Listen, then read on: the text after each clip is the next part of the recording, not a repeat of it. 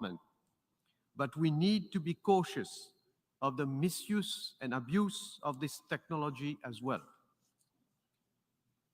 Mauritius' socio-economic vision, multicultural and societal values take into account and encourage the pursuit of a secure and safe digital world for all as we strive to undermine disinformation with accurate information. We strongly value the respect and promotion of human rights, both online and offline. We are equally keen to protect human values and promote tolerance and avoid hate speech. In this respect, we support the efforts of the international community to elaborate a comprehensive international convention on countering the use of information and communications technology for criminal purposes. Mr. President, implementation of the 2030 Agenda for Sustainable Development in its totality is in the benefit of all for today's and future generations. Mauritius strongly believes that we must address the concerns of our youth for the future.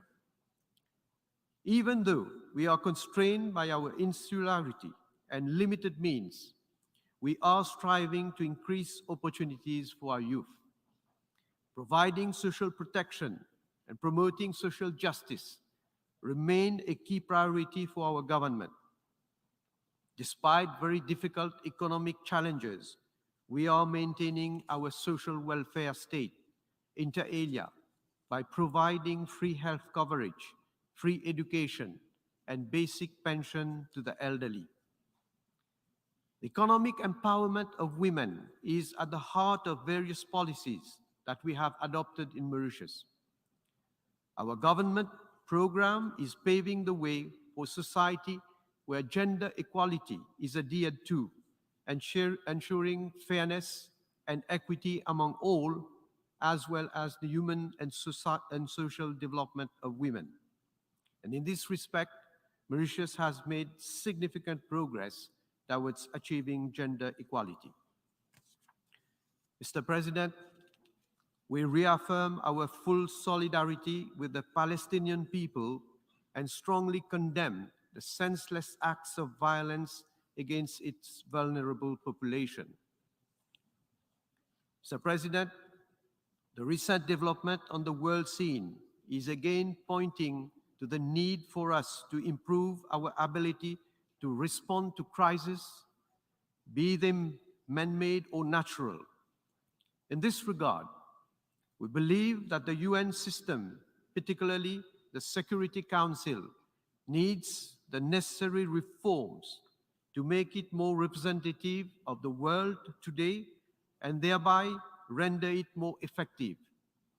In that regard, we again reiterate the importance of expanding the Security Council with members of the African continent based on the Eswatini Consensus and the Seattle Declaration, as well as members from SIDS, amongst others.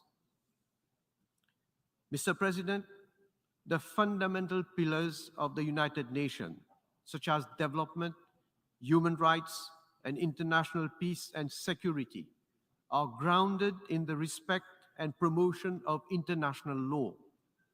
This essential bond between states enables the rule of law and global good governance to flourish, and without which there would be chaos.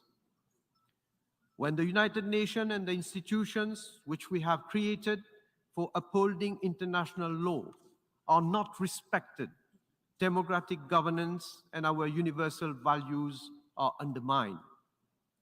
International law cannot be applied selectively. It is universal, indivisible, and essential to promote multilateralism and international cooperation and strengthen faith in a fair and equitable global order. Mr. President, the advisory opinion of the International Court of Justice of 25th February 2019, UN General Assembly Resolution 73/295 and the judgment of the Special Chamber of the International Tribunal for the Law of the Sea of 28th January 2021 have confirmed with crystal clarity that international law recognizes the Chagos Archipelago to be and to have always been an integral part of the territory of Mauritius. Yet, despite UNGA resolution, which required the colonial administration to withdraw within 6 months of the date of its adoption, that part of our territory remains occupied today. This situation further delays the implementation of our resettlement program, especially for those Mauritians of Chagosian origin who were forcibly removed from there in the 1960s. It ill behoves to the United Kingdom to call on Mauritius and other African countries to respond to other allegations of illegal occupation when it illegally occupies a part of Africa. The new government of the United Kingdom has an opportunity to place itself on the right side of history and bring to a close this dark chapter of history involving the lost colony in Africa and the last colony it ever created, as well as the shameful, forcibly displacement of people. Such a move would be fully consistent with the values and principles of the beloved late monarch, who we honor today and pay homage to. Mr. President, what more fitting tribute to the memory of this great monarch who dedicated her life to service, to uphold values of democracy, human rights, and international law, sovereignty and territorial integrity, than to bring this history to an end and to do so in a manner that respects sovereignty, matters of security, environment, and the fundamental rights of human beings. We urge the new United Kingdom Prime Minister to act with statesmanship and work with us to implement UN Resolution 73/295, support the completion of the decolonization of Mauritius and the resettlement of the former inhabitants of the Chagos Archipelago. I wish to report that there has indeed been some attempts to start such a conversation. We reached a point where it would have been possible to agree on a way forward, but it appears that the United Kingdom is having some difficulty in accepting the proposal that any final agreement must be based on international law. It would be most disappointing if the inability to reach a final settlement was coupled by its unwillingness to express a commitment to respect the international rule of law. The more so that Mauritius has over the years confirmed that it is prepared to enter into long-term lease to protect the continued operations of the military base on Diego Garcia, given its contribution to regional peace and security. Mauritius is deeply grateful for the support it has been receiving from other countries and for actions taken by international and regional organizations, including the United Nations and its specialized agencies, to implement General Assembly Resolution 73/295. We are particularly thankful to the United Nations for amending its world map to include the Chagos Archipelago as a part of Mauritius, to the Universal Postal Union for ceasing to recognize the so-called BIOT-issued stamps, to the FAO for upholding the ICJ advisory opinion and the UNGA resolutions, and to ITLOS for proceeding to delimit the maritime boundary between Mauritius and Maldives in the region of the Chagos Archipelago. I must, however, deplore the decision of the North Indian Ocean Hydrographic Commission, which, at its last meeting held in Bali, violated its legal obligations by failing to recognize the legal entitlement of Mauritius, which satisfies all the criteria for full membership of that organization. In this regard, it is with much regret that Mauritius has decided to suspend its participation in future activities of the North Indian Ocean Hydrographic Commission until its legal entitlement to full membership of that regional organization is fully recognized. Mr. President, as regards Tromley, which also forms an integral part of the territory of Mauritius, we look forward to the early resolution of the dispute over the island in the spirit of friendship that characterizes the relations between Mauritius and France. Mr. President, we have reached a once-in-a-generation moment, and we must make critical choices that will determine our future. The vicious cycles of violence must stop. Divides and distrust must end. We should not allow the winds of discord to draw back the Iron Curtain. The winds of peace should flow smoothly. Mankind's aspirations and yearnings for peace are resonating strongly on the world stage. Current geopolitical tensions should be de-escalated. It is time for decisive action and stronger international cooperation. More than ever, the promise to leave no one behind must guide our actions and forward path. It is only by working together that we can begin to weave a stronger and more inclusive global economy and build a better world for our shared prosperity. We can and we must act now. Thank you.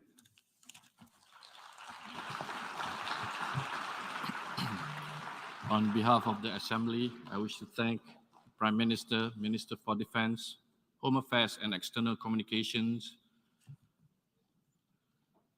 Minister for Rodriguez, Outer Islands and Territorial Integrity of the Republic of Mauritius for the statement just made, and I request protocol to escort His Excellency.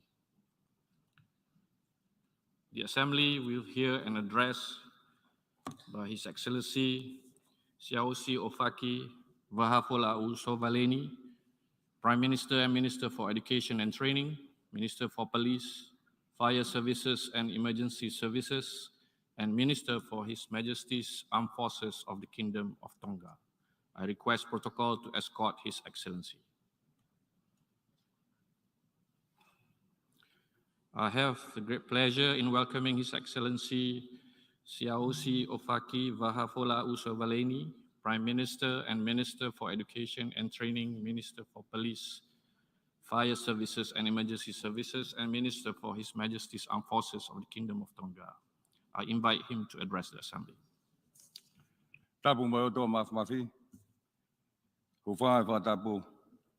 Mr. President, Secretary General, Excellencies, ladies and gentlemen, Mahalo Lele. It is my honor and privilege to address the United Nations General Assembly for the first time as the Prime Minister of Tonga. I offer my warmest congratulations to you, Mr. President, on your election as President of the 77th session of the United Nations General Assembly. I assure you of our delegation's full support. May I also thank your predecessor, Mr. Abdul Shahid, for his leadership of the Assembly at the 76th session. He led a presidency of hope during unprecedented times. I also wish to commend the tireless effort of our Secretary General, Mr. Antonio Guterres. Thank you, Secretary General, for your leadership during these most trying times.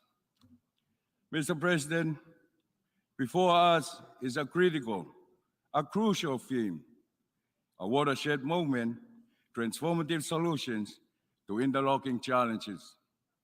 Our shared planet, our people, face complex and multifaceted challenges, and we must act now.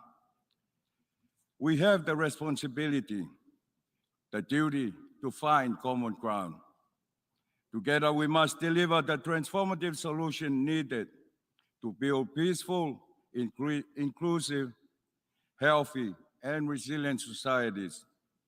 Societies looking with hope to their future because they can live in a planet with sustaining peace and health for current and future generations to come.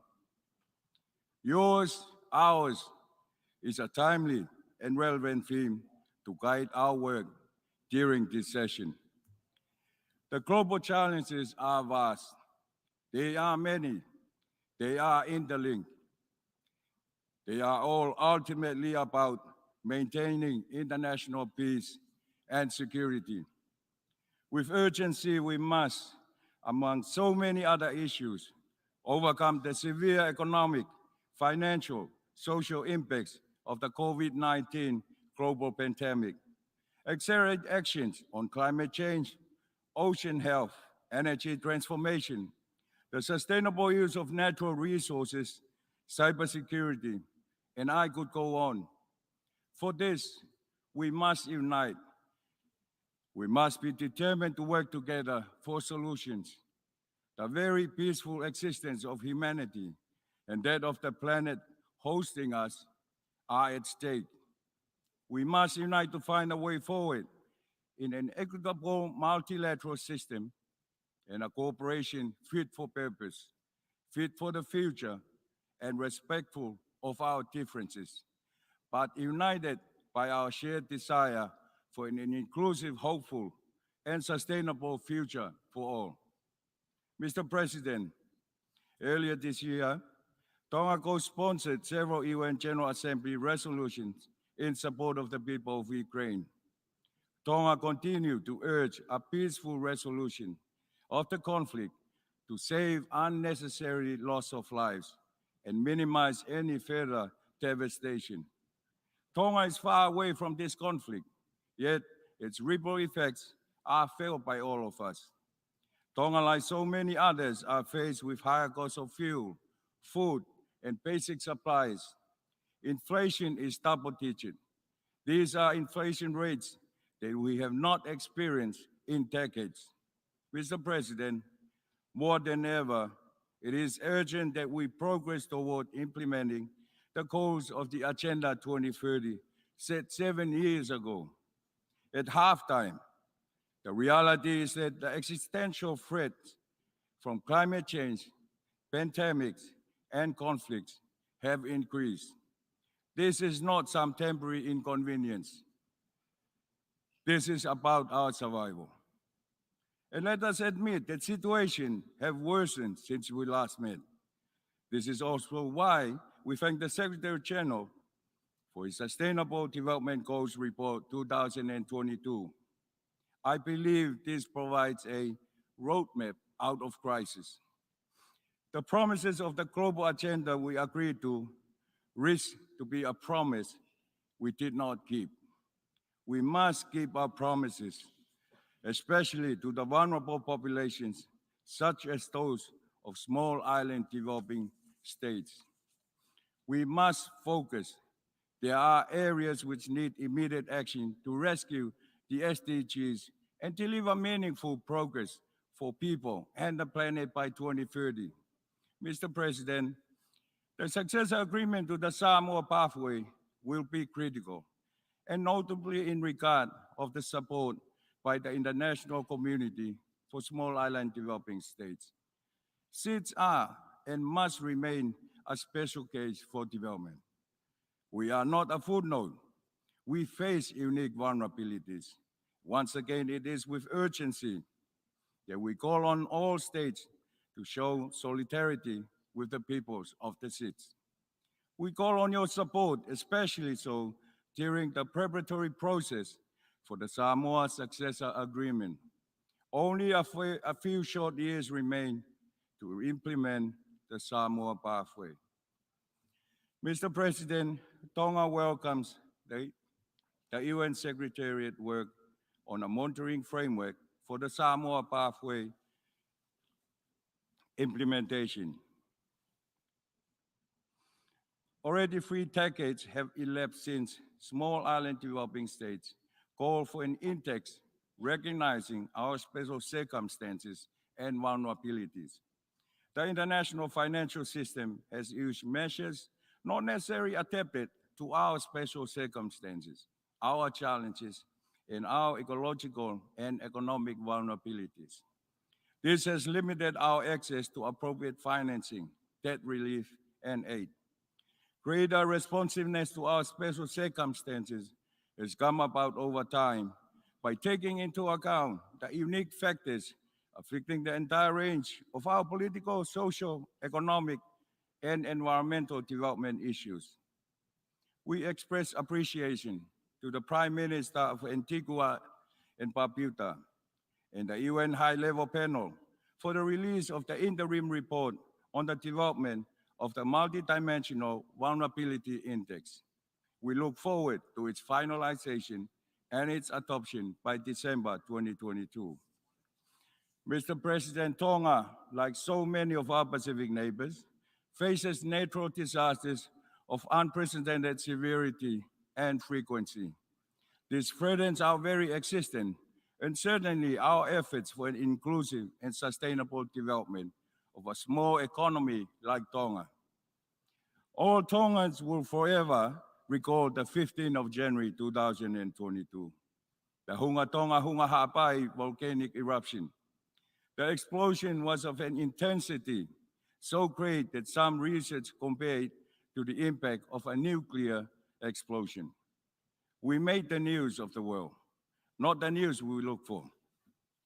Research documents the explosion may have created a tsunami almost as high as the Statue of Liberty.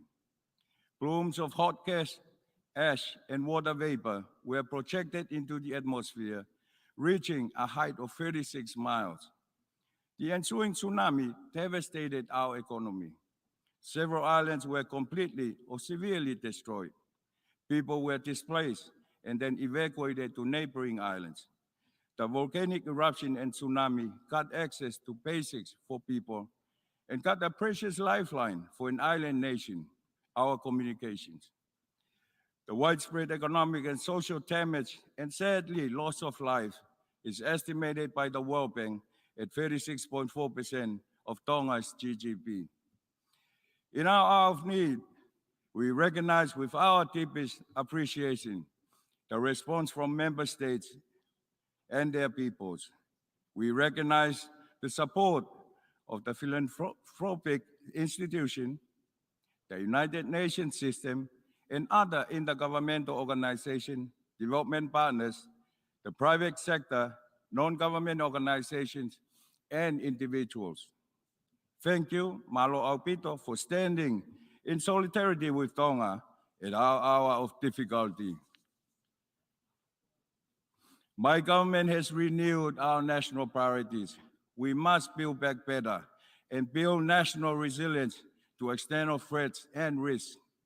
We must improve the quality of services and affordability to the community and achieve progressive and sustainable economic growth. We are committed to reduce the risk and the harmful effects of natural disasters, particularly through risk-informed development efforts, through enhancing disaster preparedness for effective response. Mr. President, then in February of this year, after 2 years of keeping COVID-19 at bay through the closure of our border, and 2 weeks after the volcanic eruption, Tonga experienced its first community outbreak. Fortunately, over the previous 2 years, we vaccinated our people, and we now have 90% fully vaccinated. I must thank Tonga's development partners for providing support, both directly and through the COVAX facility. We also acknowledge the support provided by UNICEF and the WHO on infection, prevention, control, risk communication, and surveillance. This support was critical to Tonga's preparedness and response plan. Finally, on the 1st of August this year, we could again open our borders. We do so emphasizing preventative health measures to mitigate risk and ensure a safe reopening. Mr. President, Tonga has one of the world's highest rates of NCTs globally.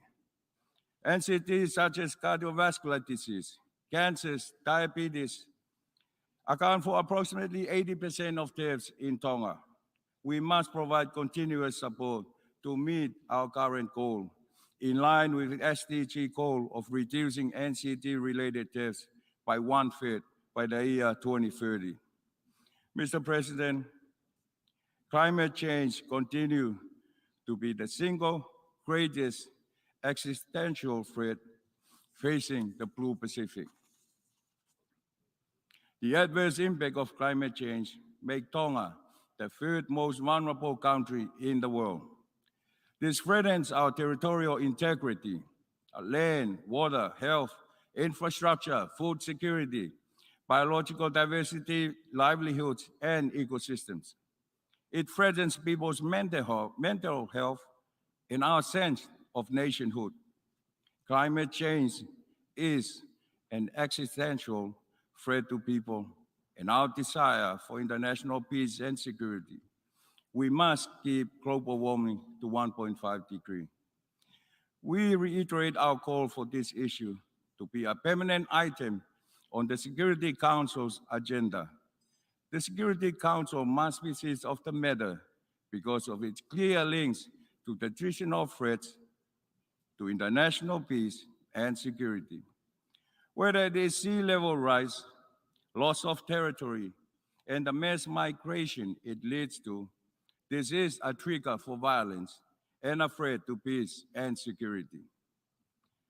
Mr. President, Tonga is a small island developing state, but it's a large ocean state. 99% of our sovereign territory is the ocean, and through generation we have shown a serious responsibility to protect the ocean. The ocean is our beating heart. It serves as the foundation for our economy and a lifeline for sectors from tourism to fisheries, ocean transport, and international shipping. The conservation and sustainable use of the ocean and its resources is at the forefront of our concerns and interests. Tonga joins member states that argued for the importance of the ocean and seas to global sustainable development. Tonga aspires to play its role in the fight against illegal, unreported, and unregulated fishing activities, particularly in responding to mitigating IUU risks. We must achieve the goals outlined in SDG 14 if we are to survive. Anything less is unacceptable. We were pleased to participate at the 7th Our Ocean Conference in Palau and the 2nd United Nations Ocean Conference held in Lisbon, Portugal. And we look forward to continuing such conferences to ensure that ocean and seas are a priority in the global sustainable development agenda. It is through such engagement that partnership were formed and resulted in Tonga producing its first ever Tonga Ocean Management Plan 2021.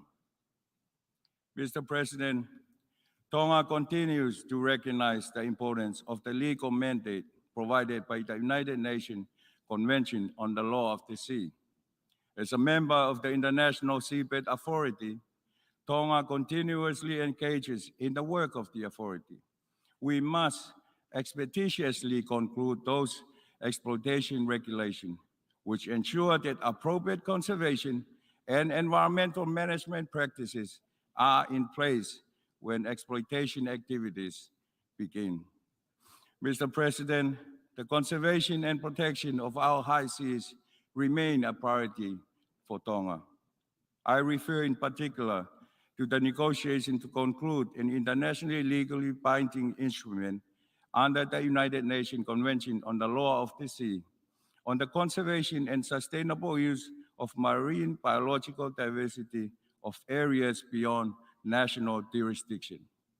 Tonga is optimistic that the considerable amount of work that has gone into this process, along with further progress on resolving key issues of divergence, will enable us to come to a positive conclusion. Let us conclude this historical instrument to support our obligation under UNCLOS. Mr. President, Tonga has a large proportion of our people living in diaspora near and far, with 2 out of 3 Tongans living overseas. Remittances equal some 40% of our GDP. This is why it is of concern to us to find ways to reduce the cost of remittances. Mr. President, I am honored to be appointed as President of the 6th session of the Assembly of SIDS-TOP. In this capacity, I launched the Global Ocean Energy Alliance, or CLOIA, on the 29th of June, 2022 in Lisbon, Portugal. The CLOIA is an initiative focused on accelerating the development of ocean energy technologies and projects through partnerships that mobilize technical, human, and financial resources and aim to establish a global community of shared interests. A community capable of developing a pipeline of bankable ocean energy projects to serve islands, cities, and coastal nations. As the 2022 events so cruelly showed us, internet connectivity is a lifeline for Tonga. Our economy and our society are dependent on well-functioning domestic and international communication. The security required to protect such connectivity is therefore vital for our sustainable development. And in this regard, I would like to recognize the work of New Zealand, Australia, ITU, and UNESCO's Broadband Commission. Mr. President, education is at the core of peace and sustainable futures. Tonga recognizes and welcomes the opportunity to share in the Transforming Education Summit held earlier this week. The summit provided an opportunity to once again reiterate our collective goal to put education front and center for our inclusive and sustainable development for all. We must build future-proof, sustainable, and resilient education system. For this, we must scale up financial investment. Mr. President, the Pacific Island Forum leaders have committed to strong regional action for a shared stewardship of the Pacific Ocean. They endorsed the 2050 strategy for the Blue Pacific continent. The Pacific Ocean covers 1/3 of our planet, and it is our desire to act as one Blue Pacific continent. We continue to note with grave concern the threat posed by sea level rise to our Blue Pacific. We commit ourselves to ensure that climate change-induced sea level rise must not challenge our maritime zone delineated under UNCLOS as reflected in the 2021 Declaration on Preserving Maritime Zones in the face of climate change-related sea level rise. We note the invaluable work of the International Law Commission, in particular, the study group on sea level rise, for its work in advancing deliberation on this topic with a view to strengthening the UNCLOS framework, particularly in addressing the modern realities of sea level rise. We further note that high-depth sustainability analysis of Forum Island countries and emphasize the need for TEP instruments to be simple, manageable, and implementable given countries' limited resources, the time-bound nature of that instrument, and the increasingly constrained development finance landscape worldwide. We also committed to revitalizing the Pacific Leaders' Gender Equality Declaration in 2023. Mr. President, our Pacific collective will and remain our strength in our advocacy for faster and more action by the international community. Vanuatu's initiative to seek an advisory opinion from the International Court of Justice on the obligation of states under international law to protect the rights of present and future generations against the adverse impact of climate change, clarify the legal consequences of climate change. Tonga joined all of the other Pacific leaders in supporting this initiative and a step in the right direction. The initiative by Tuvalu and Antigua and Barbuda to establish a commission of seats on climate change and international law that will be tasked with developing and implementing fair and just global environment norms and practices is also a step in the right direction. Mr. President, I conclude by reiterating Tonga's support for your important work. May we show resolve, courage, and partnership to meet the challenges before us and turn the needle to hope for present and future generations. May God guide and bless this August General Assembly and all its members, observers, and staff in our shared journey during this session to the destination of finding solutions through solidarity, sustainability, and science. I thank you. Malo Albito. On behalf of the Assembly, I wish to thank the Prime Minister and Minister for Education and Training, Minister for Police, Fire Services and Emergency Services, and Minister for His Majesty's Armed Forces of the Kingdom of Tonga for the statement just made, and I request protocol to escort His Excellency. The Assembly will hear an address by His Excellency Kyriakos Mitsotakis, Prime Minister of the Hellenic Republic. I request protocol to escort His Excellency. I have great pleasure in welcoming His Excellency Kyriakos Mitsotakis, Prime Minister of the Hellenic Republic, and I invite him to address the Assembly.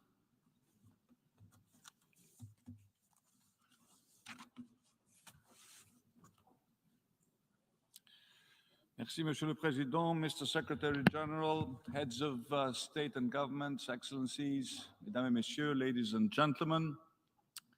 77 years ago, this organization was founded out of the chaos of war with one stated aim: the harmonization of relations among nation states in pursuit of lasting peace and security, the defense of human rights, and the inviolability of international law. It was the world's first multilateral response to the aggression of the few at the expense of the many. And yet, in spite of all of its successes, today our United Nations stands at a crossroads. As the theme of this year's General Assembly suggests, we face a watershed moment in world history. We face a choice, and that choice is simple. We can come together to face down the forces of authoritarianism and violence of today in full cognizance that there is a price to pay for defending our common human values, or we can show indecision, we can waver, and ultimately we can fold. Choose the former, however painful in the short term that may be, and the values that underpin these United Nations will prevail. Choose the latter, and the consequences are, I believe, unimaginable. For our societies to survive and thrive, they have to be willing to fight when faced with unprovoked aggression. Pericles, in his funeral oration, made that absolutely clear 2,500 years ago. At no time after the Second World War have his words echoed more relevant. Today, the memories of the Dark Continent have resurfaced after the unprovoked invasion of Russia into Ukraine. What we considered unthinkable in Europe has happened. For many years, we believed that international cooperation and a shared commitment to the rule of law had prevailed over guns and armies. We believed that given the tragic, the devastating experiences of the 20th century, no one would venture to suppress another people's right to exist or alter borders by force. Unfortunately, we were wrong. Nevertheless, as Europeans, we have every reason to be proud of our response. We have stood by Ukraine, equipping it with the means to defend itself against the aggressor. We have imposed punitive sanctions that are beginning to take a toll on the Russian economy. And the tide is beginning to turn. This clear and strong position against an unjustified war is a reflection of a new geopolitical vision for the European Union. We don't want a world in which power is for the strong state and not for the weak, and where disputes are settled by generals rather than diplomats. Russia's invasion must not succeed, not only for the sake of Ukraine, but also because it is imperative to send a clear message to other authoritarian leaders that open acts of aggression which violate international law shall not be tolerated by the global community of democratic states. And this message has been sent loud and clear by many heads of state and government who have taken the floor at this year's General Assembly. Across Europe, we face the prospect of a difficult winter. The impact of the war in Ukraine has sent the price of gas soaring and has unleashed a spike in inflation, the like of which we have not seen in more than 4 decades. Russia has weaponized its natural resources to cause pain on European societies and destabilize democratically elected European governments. Again, it will not succeed. We will support our citizens to cope with high energy prices. We will pool European resources to promote energy efficiency and rapidly diversify away from Russian oil and natural gas. And we will further accelerate the push towards renewables, which are not just the cleanest and cheapest form of energy, but also the safest ones from a geopolitical perspective. Never again must we mortgage our prosperity only to be blackmailed by those who are willing to exploit our dependencies. This is, after all, what European strategic autonomy is all about. We know that there is a price to be paid for being on the right side of history, and it is our obligation to keep our societies united, but also informed about what is really at stake in Ukraine. The fight against disinformation and fake news must continue with increased vigor. Pericles, in his funeral oration, was correct when he said that it is not easy to find the right measure of words when one cannot quite rely on a common perception of the truth. Ladies and gentlemen, Ukraine is not the only country in post-war Europe to have been attacked. For nearly 50 years, Cypriots have lived on a divided island as a result of an illegal invasion and a military occupation.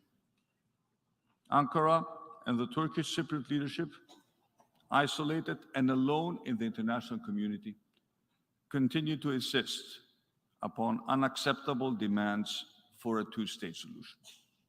They refuse to resume negotiations for an agreed settlement on the basis of successive Security Council resolutions. Greece strongly supports both the Secretary General's efforts to resume negotiations for a mutually acceptable settlement and the confidence-building measures proposed by the President of the Republic of Cyprus, Mr. Nikos Anastasiadis. But the international community must not ignore illegal Turkish attempts to impose a new fait accompli on Cyprus, in particular in the fenced area of Varosha, as well as new and repeated violations of Cyprus' maritime zones and airspace. Which brings me, ladies and gentlemen, to an issue even closer to home for my country.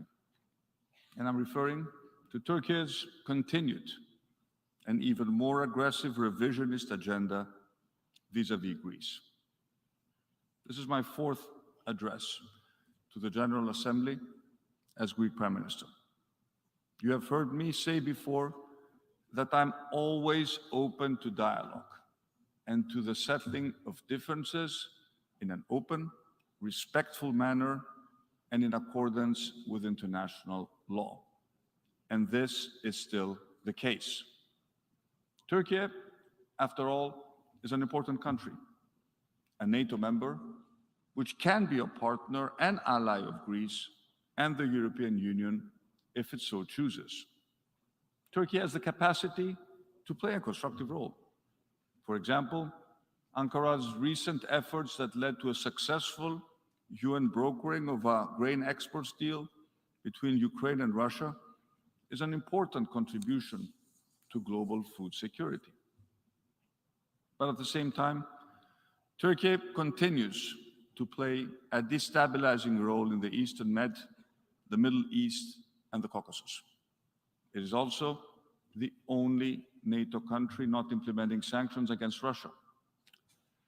And when it comes to Greece, Turkey's leadership seems to have a strange fixation with my country. The language is increasingly bellicose. They threaten that Turkey will come at night if it so decides. This is the language of an aggressor, not a peacemaker. Sadly, there's nothing new. And what of Turkey's challenge to the sovereignty in the Aegean itself? Again, this rhetoric is not new. Turkey has been incrementally building a comprehensive narrative of false claims in the Aegean that stretches from the EMEA islet crisis in the mid-90s to the present day. It has been threatening Greece with a casus belli, should we choose to exercise our sovereign right to expand our territorial waters in the Aegean. And this narrative has unfortunately culminated in Turkey's preposterous challenge last year of Greek sovereignty over the eastern Aegean islands, including large islands such as Chios and Rhodes, a sovereignty which was established by international treaties 100 years ago.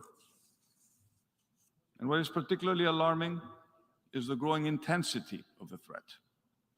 It is characterized by an escalation in aggressive rhetoric, combined with a massive disinformation campaign, multiple violation of Greece's sovereignty and sovereign rights at sea and in the air, the instrumentalization of migration flows, and unfortunately, a unilateral decision to refuse all high-level contacts.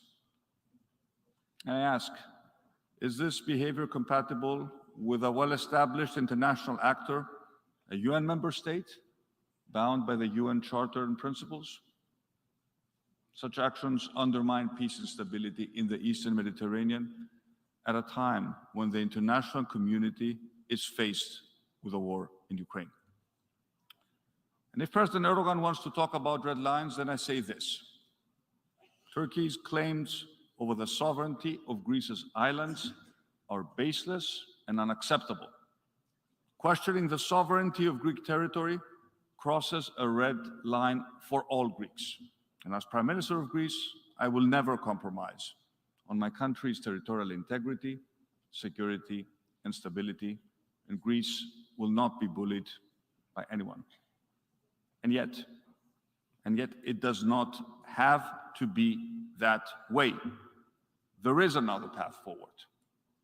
Greek people and Turkish people have a long history of peaceful coexistence.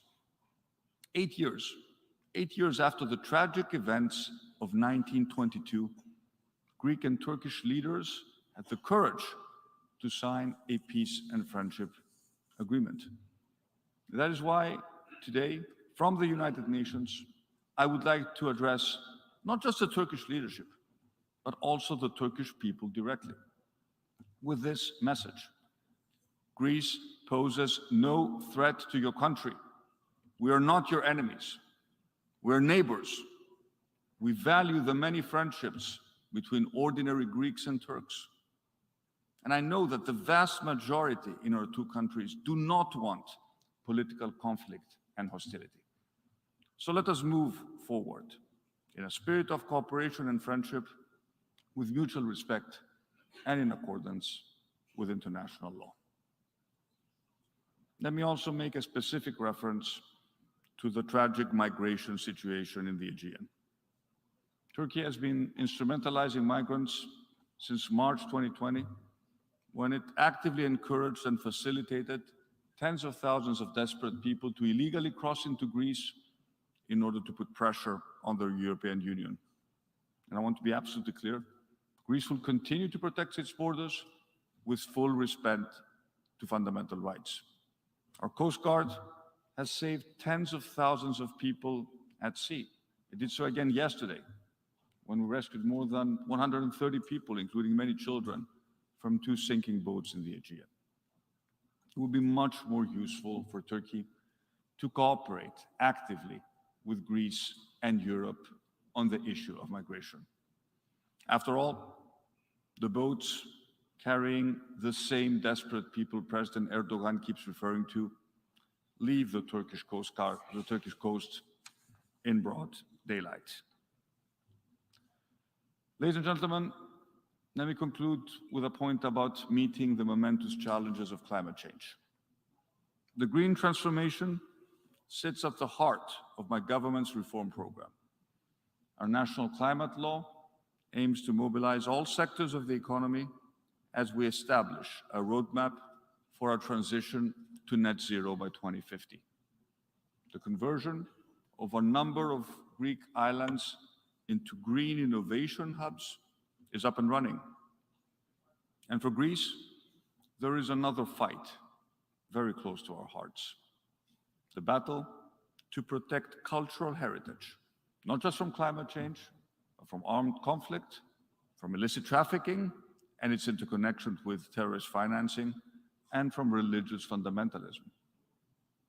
Greece, in partnership with UNESCO and the WMO, has launched Addressing Climate Change Impacts on Cultural and Natural Heritage. It's an initiative supported by more than 100 member states, the Secretary General, the Council of Europe, and the UNFCCC, and we invite all member states to join us in this effort.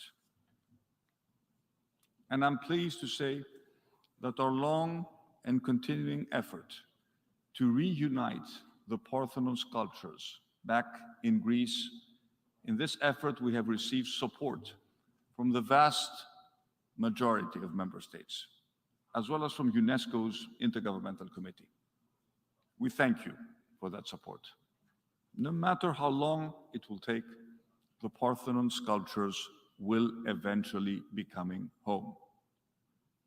Distinguished delegates, I'm immensely proud of the fact that Greece is one of the countries that has not deviated from the UN's 17 sustainability goals for 2030. Let me highlight in particular our commitment to transforming public education in line with goal number 4. Our efforts have been recognized at this year's Assembly. And as the world's leading shipping nation, we understand that the sustainability of our marine environment is of paramount importance, which is why in 2024, we will be hosting the 9th International Our Ocean Conference, which will build upon our ambitious plans to promote sustainable fishing and protect 30% of our land and sea by 2030. All these initiatives prove that collective multilateral solutions can make a significant difference in the battle to protect our natural world. But as many of you have pointed out, we are clearly not there yet. Whether it be the terrifying wildfires we witnessed in Europe this summer, or more recently, the unprecedented flooding that affected large parts of Pakistan, or the continued loss of critical ice caps, glaciers, and rainforests, without multilateral cooperation, these events may soon be the norm rather than the exception. And Greece is taking the lead in making sure that European countries cooperate more effectively in the field of civil protection through the rescEU program. And as a United Kingdom, hands on the baton and the work of COP26 to Egypt for COP27, we have a final chance to get this right. And let us not be asking again at the next General Assembly why we are still talking and not acting. The challenges our world faces are complex and multifaceted. The solutions are far from simple. They require compromise and effort and will. They require resolve and determination. And above all, they require us to work together and stay the course. That, after all, is the spirit of these United Nations. And in pursuit of freedom, in the preservation of democracy and the rule of law, in the fight against climate change, there is indeed a long road ahead, and the next generation will judge us very harshly should we fail to rise to the occasion. Thank you very much for your attention.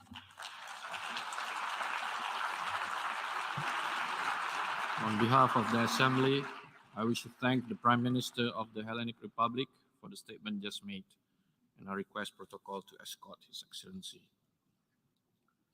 We have heard the last speaker in the general debate for this meeting. The 11th plenary meeting will continue with the general debate immediately following the adjournment of this meeting. The meeting is adjourned.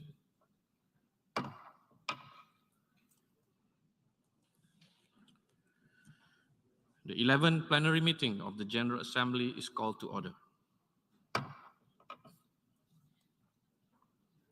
Before proceeding further, I would like to remind members that masks are to be worn by all attendees at all times when indoors, except when directly addressing a meeting.